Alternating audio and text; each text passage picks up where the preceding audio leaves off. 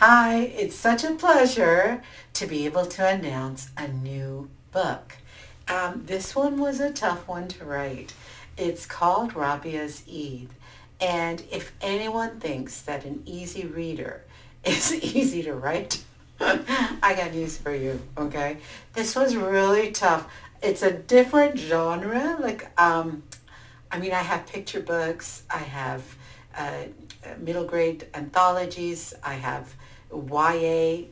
This is my first easy reader. Okay, it's a different kettle of fish, and I had to basically be able to tell a story using very simple language and very regimented. It was like very regimented. I had like certain number of words per line, certain number of characters, all of that, and still be able to tell a story.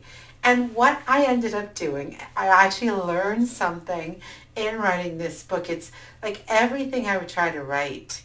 Robert Frost, he said that a poem begins in delight and ends in wisdom. And I've really tried to take that to heart. With Rabia Zeid, it's not exactly a poem, but it's got that idea. It starts with delight and it ends with like wisdom, okay? Because one of the things I had never realized is when Rabia realizes it at the end of the story.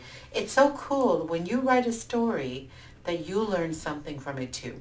The thing is, I mean, they had asked me to write a story about Ramadan, a story about Eid. And I thought, okay, how can I make, like, there's so many great stories out there about Ramadan and Eid, and they're all basically about somebody fasting for the first time and da da da and all that kind of stuff.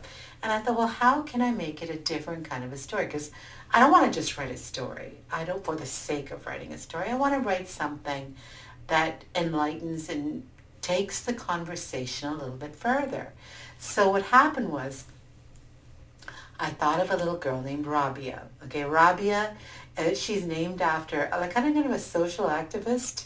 This lady is a lawyer from Baltimore. I really admire her. She helped free an innocent man from prison. So I thought I'm going to honor her and emulate her with Rabia because her first name is Rabia. So what I did was I called her Rabia, and Rabia in the story is she's a very little because it's the story is for early readers. So you're thinking about grade one, so that's about 6 years old. Those are really sweet little kids, okay? And I thought, okay, she's from a Pakistani household, but I also wanted them to be very North American because I'm North American. My kids were North American.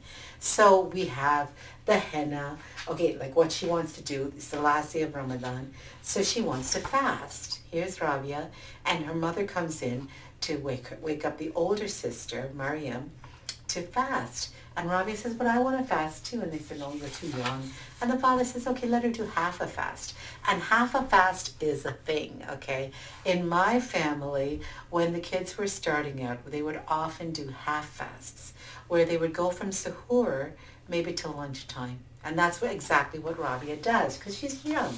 She's little, okay? So she does half a fast, they pray. And then that night, the mother she does the henna, the henna designs. Everybody knows the henna designs. They're so beautiful.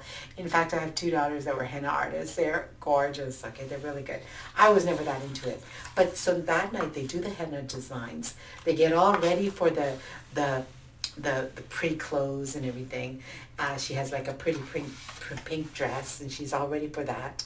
And then the next day, when they go for the Eid prayer, and the thing is, this is something that never occurred to me. I'm like 62 years old, but it never occurred to me that, you know what? Eid al-Fitr, which is the Eid after Ramadan, it's not called Ramadan Eid. It's called Eid al-Fitr. And the Fitr is actually the point, if you think about it. What happens is, so the father, he gives Rabia, because the Fitr is basically the feeding of one poor person, per person in the family. So in fact, if a child is born on the day before Eid, the father has to pay Fitr for even that newborn child. every person in the family has to be covered. The family has to pay a fitr if they can afford it. If they're poor, no, they get the fitr. But if they're rich enough, they have to pay a fitr for each person in the family, including the newborn. So when you go to the Eid prayer, you will see thousands and thousands of people all dressed up, looking beautiful.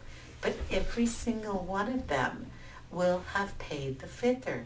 So when you see all those people having fun, you are actually seeing all the people that have been fed as well.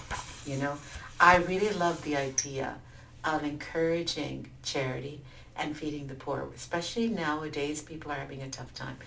So he says, put the fitr in the box. And a lot of the time, parents will ask their children to put the charity in the box because it helps bless them.